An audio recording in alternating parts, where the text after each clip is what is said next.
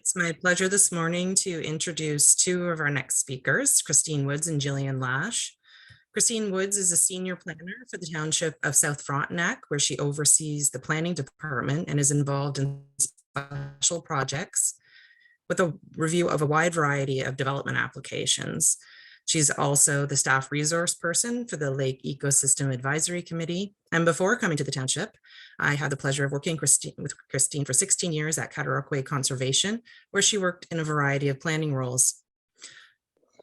For 27 years, Gillian Lash worked in the high technology industry outside of Canada. She held progressively more senior and global business development management roles at Intel Corporation and then with Phillips Healthcare. While at Intel, she worked in Paris, France, and Phoenix and San Francisco in the United States.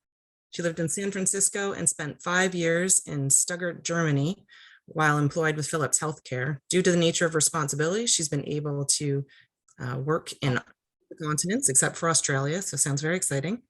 In 2017, Gillian retired from the corporate world to return to Canada. Lucky for us.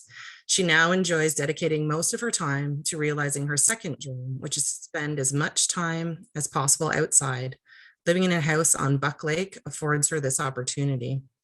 It has also brought Gillian up close and personal with the challenges of maintaining or even improving this rich biodiverse environment. As such, she is currently president of the Buck Lake Association and chair of the Township of South Frontenac Lake Ecosystem Advisory Committee. Take it away, ladies. Hi, Holly. Thank you very much for that that warm introduction. You will not see me using video just because of the nature of the internet connection over here. So you'll just have to, hopefully I'll be able to communicate properly with the voice. Christine, are you on board? I'm here. Yes. Okay, good. So if we could move to the, so Christine and I will be kind of tag teaming throughout this presentation, so you'll be able to get both perspective from the township and then also from a private citizen. So next slide, please. This presentation will actually talk about the idea and creation of the Lake Ecosystem Advisory Committee, what went on behind that, behind the creation, the membership makeup of the committee, and then also the roles and responsibilities and some of the actions that have taken place and the results of those actions. So just a quick slide on where South Frontenac is. So it's a township within the Frontenac County in southeastern Ontario. And I think like other townships, it is basically trying to balance and facilitate the growth requirements for the township, but also balancing that out with the fact that they want to show environmental leadership and that the lifestyle of the environment in which South Frontenac exists is a real attraction to get this growth. So there are actually over 120 named lakes within South Frontenac. There are a population of about 30,000 people, of which 19,000 are permanent residents and 11,000 are seasonal. And just like that has been mentioned by Professor Vermeer, the population density within South Frontenac has increased over the last 10 years by close to 15%. Also, just to highlight the impact on our lakes is that 92% of the seasonal dwellings are waterfront based, while 27% of the permanent resident dwellings are on the waterfront. So that just highlights the importance of the lake ecosystem. Christine, did you want to add anything to this slide? No, I think you did a great job of explaining where the township is and the demographics of our township. So we can move on. All right, the next slide, please. All right, so here's where I'll jump in for a minute. So our council used to hold annual meetings with lake associations. It was usually in August, and it was before budget deliberations started. And it's, from what I've heard from some counselors, is it was a really good opportunity to hear from our residents on our lakes. But there was so much information that came from it and so many requests that it really had become ineffective as a way of communication between the different parties. So towards the end of 2018, some councillors started to raise the idea of creating a lake association committee. It took a while to have discussions and get people on board with the group, with having a committee, but in April of 2020, there was a terms of reference approved. In August of that year, the first members were appointed, and in November of 2020, we had our inaugural meeting. Next slide, please.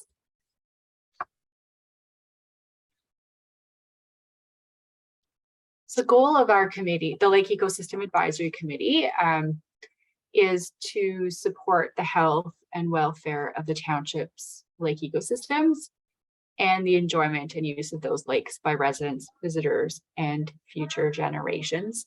The committee is made up of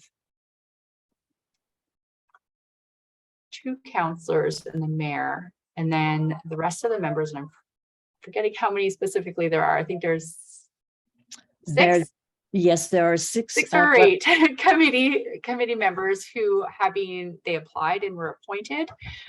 Those members represent a number of lake associations in this area, but there are also a number of at-large members who are likely part of a lake association, but they're not representing a lake association with the committee.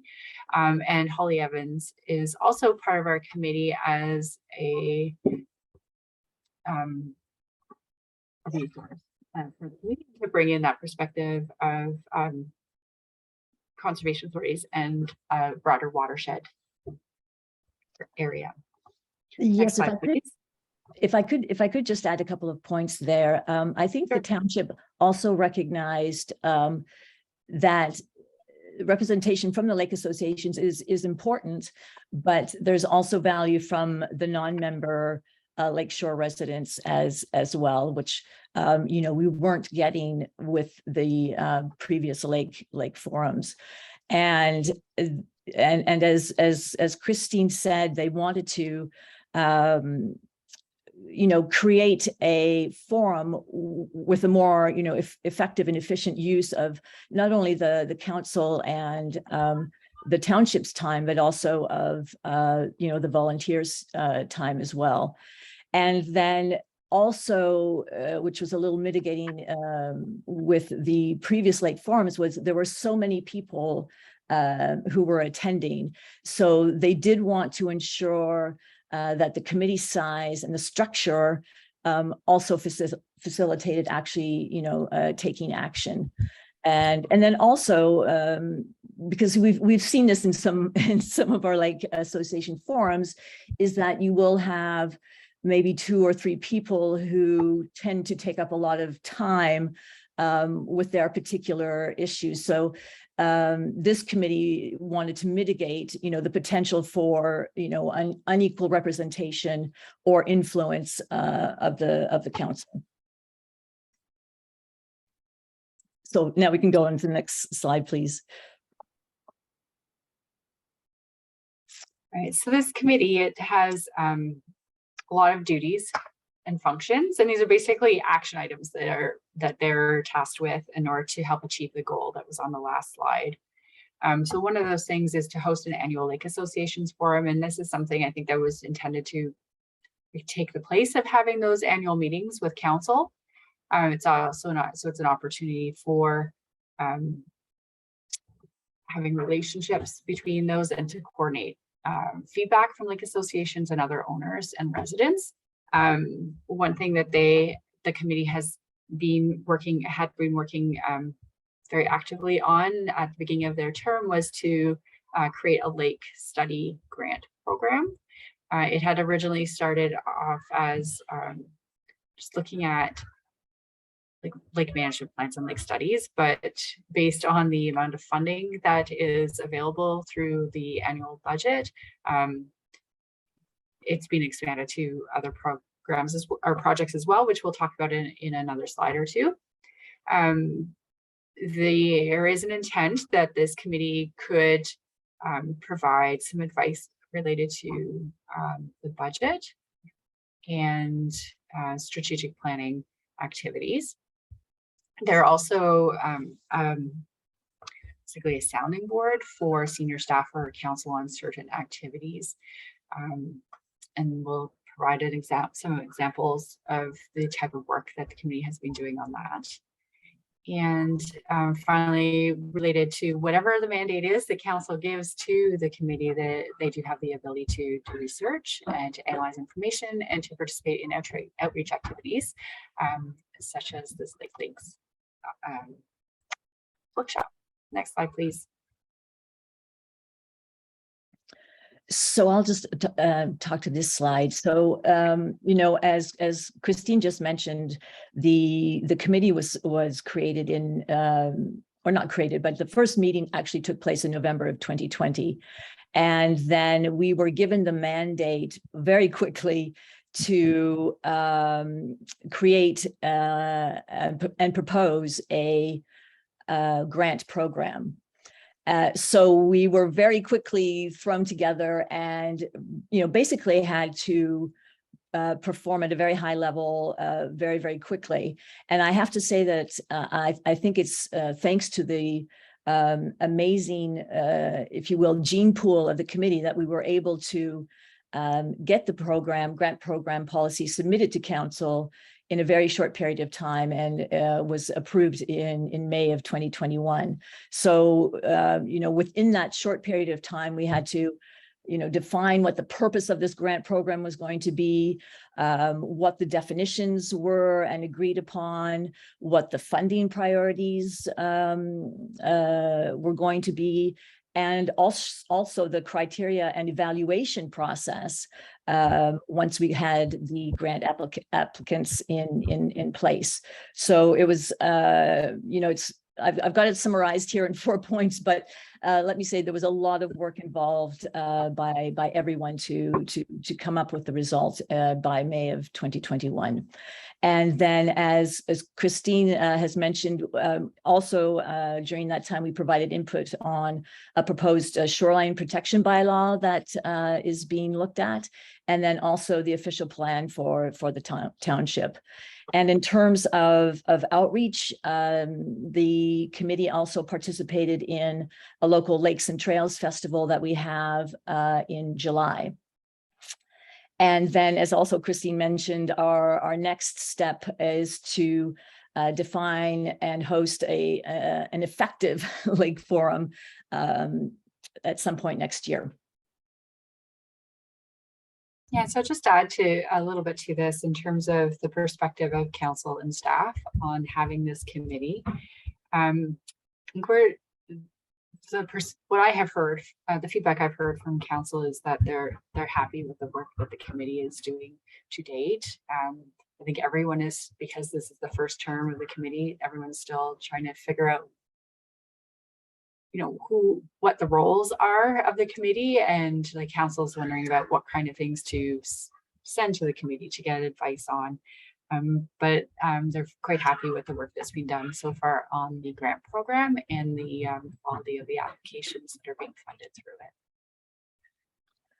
So next slide. I'm sorry if you can hear my children stomping in the background. They were quiet for the first 2 hours. They're done.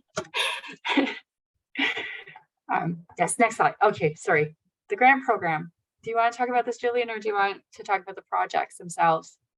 I'll talk about this slide, and then you can take the projects. So as I mentioned earlier, you know, we had to figure out what the purpose and the objective of the grant program. And, typically there are 3 different approaches to lake studies. There's, as we've seen, monitoring studies where you assess the current conditions and identify the trends. There are diagnostic studies where you identify the causes of the problems. And then there are the feasibility studies where you evaluate the feasibility of possible solutions and effectiveness of management practices on lake ecosystems.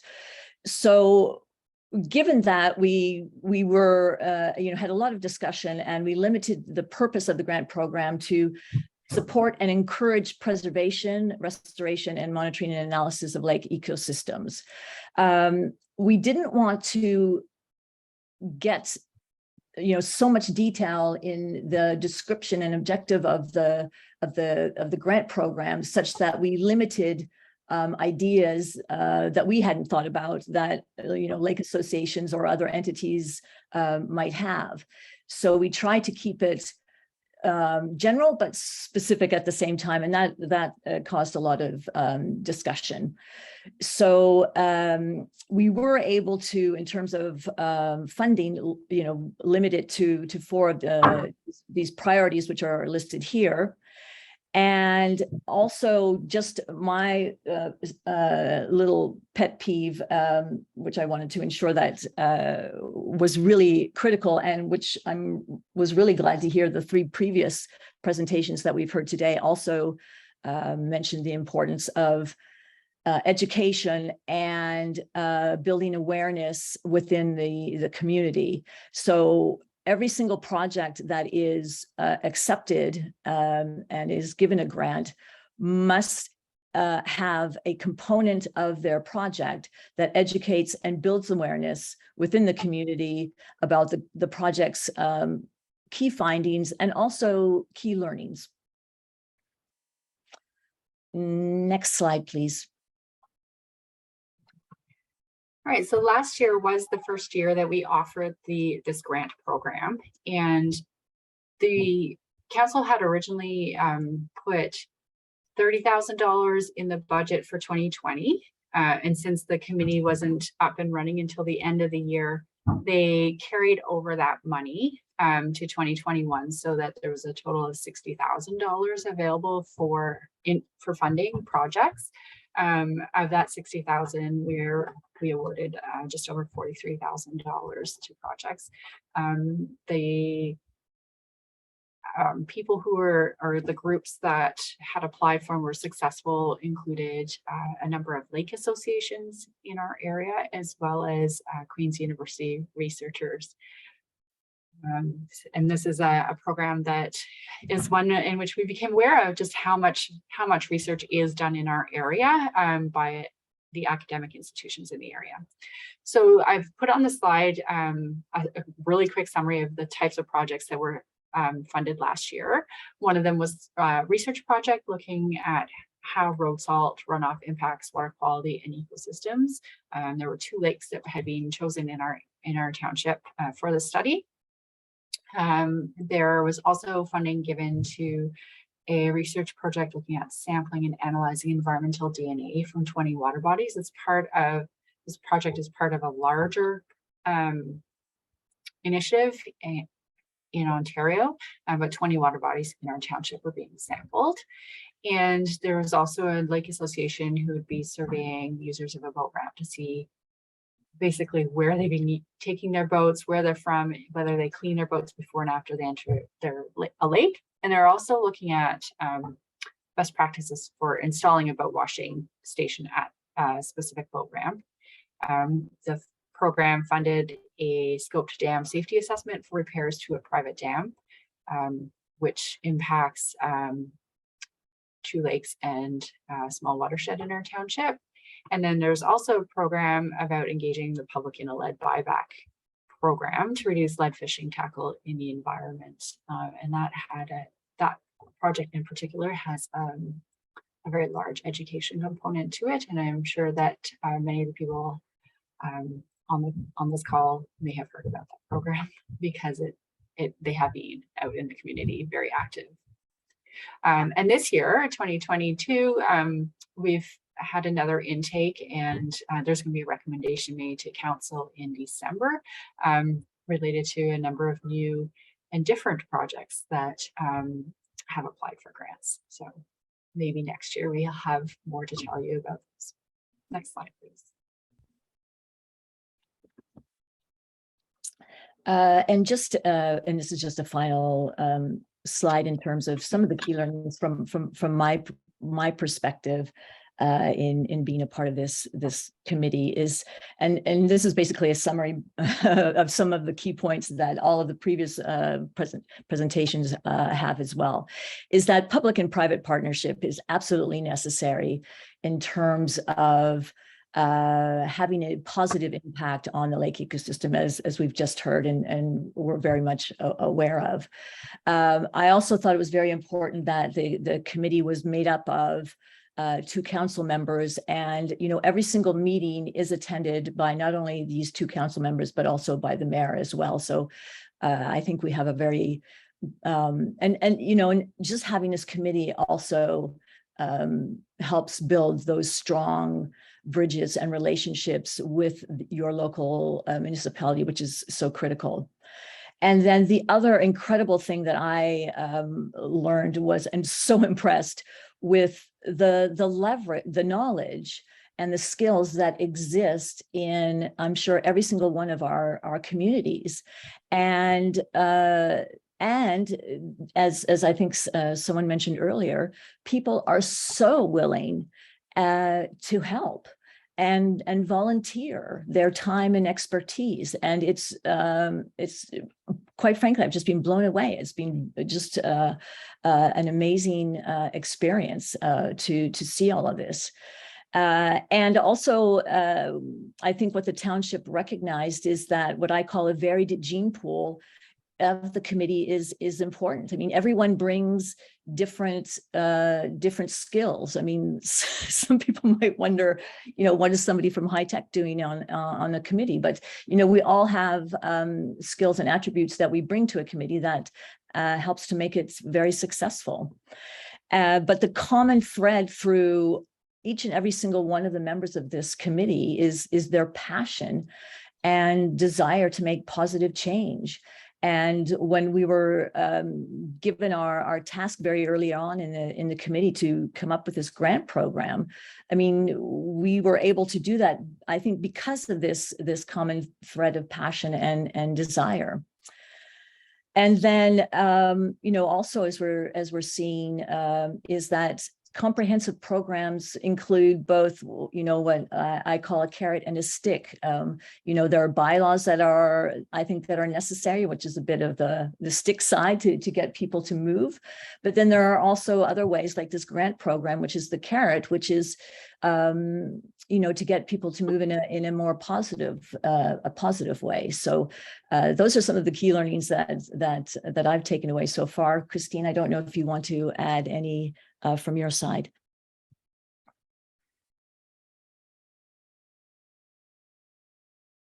No, Gillian, you cover it. You did a good job of covering off everything. Oh, okay, and then I agree with everything that you said.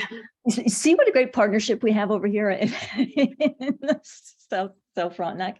And then the final slide is just for questions, but I think as we've seen, maybe we'll handle that if there have been any questions in the chat. So thank you very much for the opportunity that was given to us to come and present our thoughts today.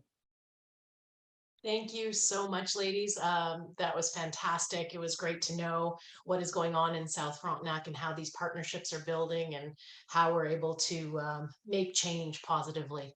Thank you so much for your time. We really appreciate it. If you do have any questions for Christine or Gillian, please put them in the chat and they'll address them as they can. Also, I'm gonna just move my slide ahead. Monica put this link up in the chat as well. We would love to hear from you. It's an anonymous evaluation of lake links this year. And we do go through these every year to start deciding what next year's topics are going to be, what is interesting you and your association. And please make recommendations on how we can do things better or what you'd like to see. in coming sessions. And I'd like just take a moment to thank all of our sponsors for this year's Lake Links, with Federation of Ontario Cottage Associations, Cataraqui Conservation, Mississippi Valley Conservation Authority, Rideau Valley Conservation Authority, and a special thank you to everyone who made a personal donation this year. We greatly appreciate everyone's contributions to make this possible. And I'd also like to thank the Lake Links Planning Committee this year. We had Holly Evans from Cataraqui Conservation, Taro Alps from Friends of the Tay Watershed. We had David Overholt from the Lake Networking Group, as well as Karen Hunt doing some behind the scenes things for us.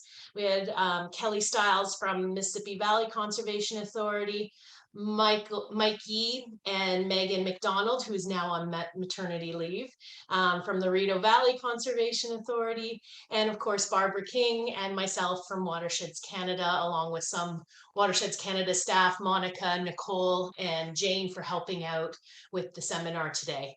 Thank you, everyone. And we have booked the site for October 21st, 2023 for next year's Lake Links. So please put it in your calendar. We have booked the Perth Civitan Club. So we are really hoping to do an in-person session next year, as well as possibly bringing a hybrid model where we can live stream at the same time. That's our hopes. So please put it in your calendars, and we look forward to seeing you all again soon. Thank you for attending today on such a beautiful day. I really appreciate it, and I hope you guys enjoy the rest of your weekend. Thanks so much.